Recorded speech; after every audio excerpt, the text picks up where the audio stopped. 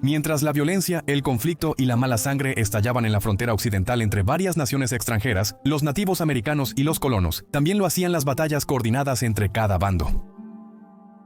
Algunas de las guerras y batallas más famosas ocurrieron en el oeste americano, como la Revolución de Texas, la Batalla de Little Big Horn y la Guerra de Nube Roja, solo por nombrar algunas.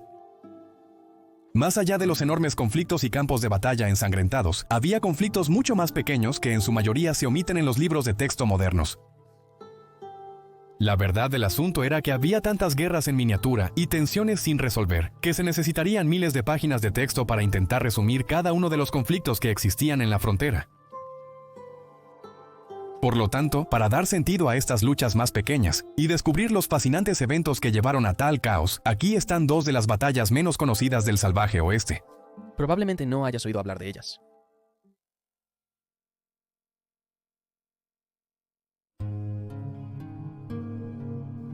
La historia. La Guerra del Condado de Mason, también conocida como la Guerra Hoodoo, tiene sus orígenes mucho antes de su violento apogeo en 1875. Más bien, la historia del conflicto enrevesado del Condado de Mason comenzó en las costas del Atlántico, donde inmigrantes de toda Europa llegaron a los Estados Unidos con la esperanza de unirse a la migración a través de los pastizales de América. A partir de 1840, los bolsillos de inmigración más prevalentes eran alemanes, y muchos de ellos se aventuraron al oeste del Mississippi para reclamar su derecho a las tierras indomables de la frontera. Los alemanes americanos en migración buscaban principalmente los tramos de los condados de Gillespie y Mason en el centro de Texas. Estos condados formaban parte de la concesión de tierras Fisher-Miller, una concesión vendida a una compañía de colonización alemana en febrero de 1842. La compañía pensó que era ideal para dar oportunidades a los inmigrantes alemanes que buscaban comenzar de nuevo. Muchos involucrados en los asuntos de Texas Central se opusieron a la concesión de tierras, ya que los alemanes americanos no fueron bien recibidos por los texanos establecidos ni por las tribus nativas americanas que aún habitaban el área. Los rancheros y agricultores alemanes inmigrantes fueron los más afectados por las constantes prohibiciones locales de robo de ganado. Los alemanes mantuvieron por años un entendimiento de respeto mutuo. Permanecerían leales a su nuevo país de origen, pero solo si no eran perturbados por sus vecinos cercanos y lejanos. Mientras los robos de ganado aumentaban, también crecía la ignorancia de los tejanos que vivían en el centro del estado de la Estrella Solitaria. Cuando los jefes de pista y las posadas de seguridad fueron alertados por los alemanes sobre su ganado desaparecido, simplemente se encogían de hombros. Los jefes de pista llegarían hasta robar animales sin marcar para vender o intercambiar sus bienes robados sin despertar sospechas entre los compradores. La mayoría de los jefes de pista engañaron a los rancheros alemanes, quedándose con las ganancias compartidas del ganado sin marcar que llevaron al mercado, a pesar de haber sido contratados de buena fe. En 1860, las tensiones llegaron a un punto crítico, cuando una tribu no identificada de nativos americanos irrumpió en el condado de Mason, mató al recién elegido sheriff Thomas Milligan y puso en alerta a los colonos alemanes durante la siguiente década. Predominaba la idea de que el creciente desprecio hacia los inmigrantes alemanes por parte de sus vecinos se debía principalmente a su apoyo al ejército de la Unión durante la Guerra Civil de los Estados Unidos, mientras que la mayoría de Texas se había aliado con la Confederación. Y sin embargo, la acción seria no comenzaría hasta 1872, cuando dos hombres llamados John Clark y Dan Horster fueron elegidos por una comunidad germano-americana como sheriff e inspector de ganado, respectivamente. El sheriff Clark y el inspector Horster se pusieron a trabajar de inmediato, reuniendo un equipo de cazadores de ganado robado, contratando investigadores para recorrer el territorio y recuperar el ganado perdido. Después de unos años, la operación pudo determinar el paradero de la banda de los hermanos Backus y otros 8 ladrones de ganado, y arrestaron a 5, incluyendo a 2 hermanos Backus. Esto indicó a los condados de Mason y Gillespie que los alemanes de las comunidades estaban decididos a tomar medidas enérgicas contra el crimen. No obstante, el enfoque inocente para lidiar con el crimen pronto se convirtió en justicia vigilante a cualquier precio. Después de que la pandilla de los hermanos Backus y sus secuaces fueron encarcelados en la cárcel del condado de Mason por el diputado John Worley, un miembro de la cuadrilla de caza de ganado llamado Tom Gamble, comenzó un rumor de que el sheriff Clark y el inspector Horster querían que el grupo arrestado fuera linchado. El chisme se propagó rápidamente por el pueblo hasta que una multitud de unas 40 personas llegó a la cárcel del condado la noche del 18 de febrero, 1875. El diputado Worley se negó a entregar las llaves, y la multitud recurrió a un ariete para abrir las puertas de las celdas y llevarse a los prisioneros. El sheriff Clark entretenía a visitantes como el ranger de Texas Dan W. Roberts cerca de allí. Ni él ni el inspector Horster habían ordenado jamás a una turba linchar a alguien, y la idea los indignaba. Cuando el sheriff y los rangers de Texas fueron alertados de la situación en el centro, se apresuraron a la cárcel, pero los miembros armados de la turba les dijeron que se mantuvieran alejados. Clark y Roberts trataron de avanzar, pero retrocedieron cuando les amenazaron con dispararles en la cabeza. Incapaz de quedarse al margen, el sheriff Clark sabía que no podía permitir que la justicia por mano propia echara raíces en su jurisdicción. Con el apoyo del Ranger Roberts, Clark convocó a otros 6 habitantes del condado de Mason para armarse y tratar de frenar a la multitud violenta. Cuando rastrearon a la horda de furiosos rancheros alemanes hasta el sur de la ciudad, ya era tarde. La turba ahorcó a Elijah, Pete Backus y sus secuaces Abe Wiggins y Tom Turley antes de que Clark y Roberts perdonaran la vida de Charlie Johnson. El linchamiento de los hermanos Backus fue el primero de varios conflictos que desencadenaron las guerras Hoodoo del condado de Mason, Texas. Hoodoos era otro nombre para los ciudadanos vigilantes que emboscaban a ladrones en prisión y a pequeños bandidos desprevenidos bajo el manto de la oscuridad. Atacarían después de la medianoche cuando la mayoría dormía y no sospechaba, cubriendo su rostro con carbón y pintura negra para mezclarse con las sombras de la noche. El 25 de marzo, Tom Gammill, el chismoso original, supo que era el próximo objetivo de los Hoodoos vigilantes. Reunió a un grupo de hombres para contraatacar, pero fue detenido por el sheriff Clark, quien había reunido a 62 inmigrantes alemanes para dialogar por la paz. Las dos partes acordaron poner fin a los linchamientos y las turbas carcelarias tras discutir. Las banderas blancas no duraron mucho, ya que las tensiones se reavivaron en mayo de ese año. El inspector de ganado Horster recientemente revocó la fianza de 1 año de prisión a Tim Williamson, un estadounidense muy querido en la comunidad, por robar un ternero. Williamson trabajaba para el magnate Charlie Lindbergh de Loyal Valley, quien pagaba $5 a los ladrones de ganado por Mavericks, ganado sin marca. Finalmente, Williamson fue arrestado por el diputado Worley, pero antes de que pudieran salir del rancho, una multitud de rancheros alemanes enfadados se enteró de la situación. Un granjero alemán llamado Peter Bader tomó la delantera en el grupo y fue el primero en disparar al bandido americano. Williamson fue asesinado en el acto, y aún así Bader y el resto de la multitud de Hoodoo escaparon sin castigo, ya que un gran jurado los encontró inocentes después de su juicio del 12 de mayo. La ejecución de Williamson provocó la ira y el resentimiento de su hijo adoptivo, Scott Cooley. Cooley era un ex ranger de Texas convertido en granjero y un buen amigo de la familia Williamson, después de que lo acogieron. Los padres biológicos de Cooley fueron asesinados por nativos americanos, pero Tim y su familia lo rescataron del cautiverio cuando era niño. Cooley también había servido en los Rangers de Texas bajo el legendario Capitán Perry, líder de la compañía D. Se había retirado hacía poco y se dedicaba a la vida de ranchero en Maynardville, Texas. En el verano de 1875, Cooley viajó a Mason County para indagar sobre la muerte de su padre adoptivo. Actuó en su mayoría de forma anónima, entrevistando a los residentes y adquiriendo nombres para obtener detalles exactos y nombres involucrados.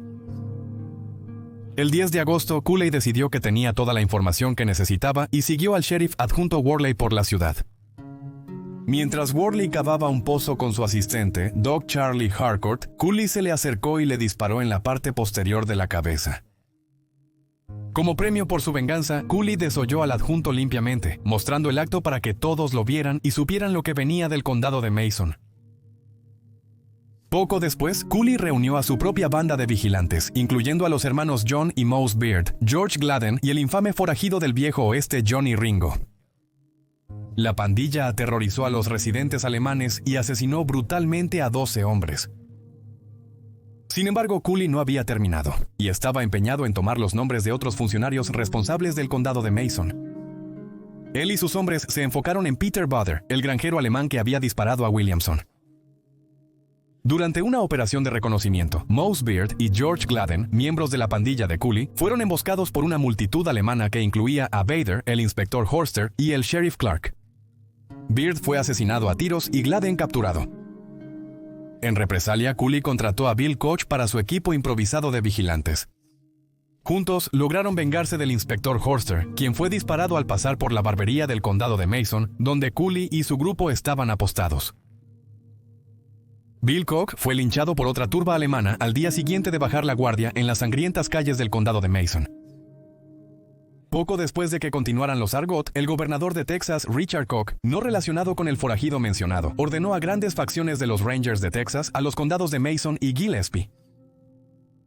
Estas facciones fueron lideradas por el mayor Jones, quien reclutó a 10 excompañeros de Scott Cooley en la compañía D y a 30 de la compañía A para brindar seguridad y hacer cumplir la ley.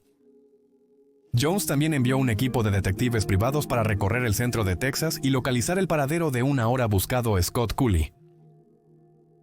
Durante 2 semanas, los Rangers peinaron las llanuras en busca de señales de Cooley, pero nunca resultó en nada. Wilson Hay, un oficial de la ley de Texas, fue encargado de arrestar a los funcionarios del condado de Mason que contribuyeron a la masacre, especialmente al sheriff Clark. Clark pudo renunciar sin incidentes y escapó para nunca más ser escuchado. Johnny Ringo, miembro de la banda Cooley aún buscado, finalmente fue atrapado, incluso después de que 15 miembros de las fuerzas del mayor Jones desertaran por simpatía hacia su antiguo compañero Ranger, Scott Cooley. A pesar de los esfuerzos de los Rangers de Texas, suficientes miembros de la banda de Scott Cooley evadieron la captura y continuaron asediando con violencia al condado de Mason. Johnny Ringo escapó de su encarcelamiento, y en noviembre de 1875, él y Cooley asesinaron a Peter Bader y a su hermano Charlie. Estos serían los últimos delitos graves cometidos por Cooley y su banda, lo que llevó a su arresto final en diciembre de ese año. En 1876, Cooley y Ringo escaparon con la ayuda de agentes de la ley que supervisaban su encarcelamiento. Ringo se fue para Tombstone, Arizona, donde causó problemas con Wyatt Earp y Doc Holliday. Mientras tanto, Scott Cooley se escondió en el condado de Blanco. En el verano de 1876, se difundió la noticia de que Scott Cooley había muerto. Sin embargo, nunca se ha confirmado la causa de la muerte. Algunos dicen que murió de fiebre cerebral, mientras que otros afirman que fue envenenado por un último hechizo alemán durante la cena en el Hotel Nimitz en Fredericksburg. En el resto del condado de Mason, las tensiones no volvieron a los niveles anteriores a la guerra, hasta 1877. Diversas bandas de vigilantes del hechizo continuaron linchando y asediando cárceles durante el verano de 1876, y en enero de 1877, el Palacio de Justicia del condado de Mason fue incendiado. Junto con él, todos los registros oficiales que detallan los acontecimientos exactos de la guerra del condado de Mason, convirtiendo el sangriento conflicto en nada más que una reflexión posterior del infinito oeste salvaje. Desorden.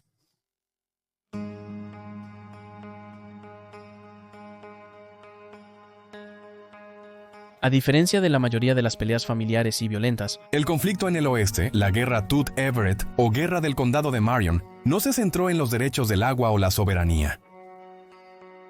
La guerra se centró en 2 familias incapaces de ver más allá de su afiliación política mutua. Y sus fervientes seguidores temían que si su funcionario electo perdía su puesto, los favores personales quedarían en el olvido. La guerra comenzó en 1836, el mismo año en que se formó el condado de Marion por la legislatura de Arkansas, y en que Arkansas fue admitido en la Unión. El condado fue poblado inicialmente por varios partidarios políticos, pero ninguno más notable que la familia Everett, feroces defensores del Partido Demócrata. La familia Everett era originaria de la zona rural de Kentucky, pero buscó nuevas oportunidades cuando Arkansas expandió su dispersión de tierras. El clan Everett incluía a John el Altísimo, Sim, Jesse y Bart Everett, todos hombres influyentes y obstinados en la recién formada comunidad. En desacuerdo con la familia más afluente del condado de Marion, estaba la familia Tooth del vecino condado de Searcy. Los Tooths eran de la zona rural de Tennessee, pero se habían mudado al territorio de Arkansas mucho antes que los Everetts y estaban molestos por la pérdida de tierras del condado de Searcy, ya que se otorgaron al condado de Marion en su lugar. Además, los miembros de la familia Todd, orgullosos constituyentes del partido Whig, temían que la llegada de demócratas sureños a su vecindario arruinaría el poder político que mantenían sobre el resto del condado. Los Tooths también eran jugadores y bebedores feroces. El patriarca de la familia, R. B. Tute, tuvo 3 hijos en Ben, David y Hansford Hamp Tute, quienes todos ayudaron a administrar una tienda de comestibles y un salón. Sin embargo, entre sus deberes comerciales, los hombres se aficionaron a las carreras de caballos, el juego y a pelear con quienes causaran problemas. Cuando los Everetts marcharon por el condado de Marion apoyando en voz alta a los demócratas, los Tutes, amantes de las pelucas, no pudieron simplemente quedarse de brazos cruzados. Entre 1844 y 1848, se llevó a cabo un debate político en Yellville, Arkansas. Los Tutes llegaron al debate con seguidores del condado de Searcy, quienes se alinearon con el condado de Marion tras el redibujado de las líneas del condado. El debate se convirtió en una pelea y terminó con Alfred Burns, un seguidor de los Tut y miembro del partido Whig, decapitando a un hermano Everett con una azada. La sala se vació rápidamente porque todos pensaban que el hermano Everett había fallecido. Sin embargo, en un giro inesperado, el hermano sobrevivió, y los Everetts presenciaron una tormenta sin precedentes, con discusiones y peleas a puñetazos que duraron hasta el final de la década. El siguiente incidente importante ocurrió en octubre de 1848, nuevamente involucrando a Sim Everett y a la gente de Yellville. Esta vez, en lugar de puños, estalló un tiroteo entre demócratas y Whigs, con Sim cayendo herido antes de sucumbir a sus heridas de bala. Para vengarse de un asesinato despiadado, los Everett no atacaron directamente a los Tut, sino a sus más fuertes aliados, la familia King. 2 días después, el 11 de octubre, los Everett rastrearon y mataron al viejo William King y a su hijo Loomis. Esto desató una serie de tiroteos mensuales entre las familias enemistadas, generalmente acumulando solo heridas, ya que las familias evitaban bajas a pesar de la violencia. Para el día de la independencia de 1848, el sheriff del condado de Marion, Jesse Mooney, ya estaba harto. Ewell Everett había sido elegido juez, mientras que un ferviente partidario de Todd, llamado George Adams, fue nombrado alguacil de la ley, y las tensiones se negaron a disminuir con los cargos públicos ahora en cuestión. Basándose en su experiencia persiguiendo forajidos y deteniendo el crimen, el sheriff Mooney eligió un equipo de agentes para mantener seguro el condado de Marion y prevenir más tiroteos. Sin que él lo supiera, otro tiroteo en Yellville había comenzado justo cuando Mooney reunió a sus hombres para hacerlos diputados. El grupo de Mooney se adentró al salón donde los Tuts fueron emboscados por los Everetts, quedando también atrapados en el fuego cruzado. Al finalizar la pelea, donde miembros de ambas familias se atacaron con armas, bastones y cuchillos, 5 hombres resultaron muertos. Esto incluía a Bart Everett de un lado y a Jack King, Davis, Ben y Lance Fortat del otro. Dave Sinclair, sobreviviente del conflicto, había sido perseguido por los Everett por ejecutar a su hermano Sim. Dave huyó de Yellville después del incidente, pero los Everett restantes lo rastrearon sin esfuerzo el 5 de julio y lo mataron sin juicio. Jesse Everett, retirado en Texas, se enteró finalmente de la masacre que presenció su familia años atrás. Lleno de ira, Jesse prometió venganza contra la familia Tut y regresó a Arkansas para llevar a cabo su plan. Mientras tanto, el sheriff Mooney continuó sus esfuerzos para detener la violencia y envió a su hijo mayor, Thomas, a viajar a Little Rock y pedir ayuda al gobernador Thomas Drew. Lamentablemente, luego de visitar al gobernador, Thomas desapareció sin dejar rastro y nunca volvió a casa. Un equipo de búsqueda fue enviado para encontrar al chico, pero solo hallaron el cuerpo sin vida de su caballo. Hasta el día de hoy, la desaparición de Thomas Mooney sigue siendo un caso sin resolver. Desde hace tiempo se sospecha que una de las 2 familias rivales estuvo involucrada en el incidente. No obstante, el gobernador Drew cumplió su promesa y llevó alivio al norte de Arkansas. Una milicia fue enviada al condado de Carroll, donde arrestaron a varios seguidores de los Everett. Después de 6 semanas en el condado de Carroll, la milicia se fue de la ciudad y los sobrevivientes de la familia Everett liberaron a los hombres arrestados de la cárcel. En el acto final de la guerra Tut Everett, un alto miembro de la familia Everett, contrató a un enigmático pistolero llamado El Holandés.